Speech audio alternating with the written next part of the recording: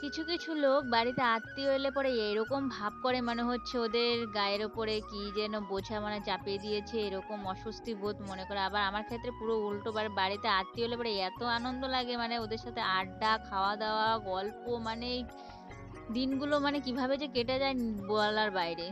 তো অনেক আত্মীয় এসেছিল, অনেকেই আবার চলে গেছে। আবার আমার বোন আর বোনের বর এখন আছে, ওরা কালকে যাবে।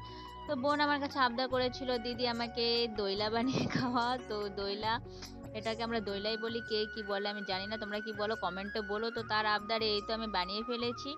আরও এখন বানানোর পরে বলছে যে, "আমি আজকে খাবো না, কালকে খাবো, তুই রেখে দে।" তো এই তো এটা যেহেতু খাবারটা ঠান্ডা হলে পরে বেশি ভালো লাগে, তো কালকে বেশি ভালো লাগবে। আর বোনের বর বাজার থেকে নিয়ে এসেছিল চাউমিন, তো আমরা এটা খেয়েছি। খাওয়া-দাওয়া করার পর আমরা সবাই ঘুমিয়ে পড়েছিলাম। আর আজকে বোন চলে যাবে, তো তার জন্য এই তো রেডি হয়ে গেছে। আর এখানে টোটো এসে পড়েছে। আর এটা বোনের ছেলে, পাপা কি কিউট না?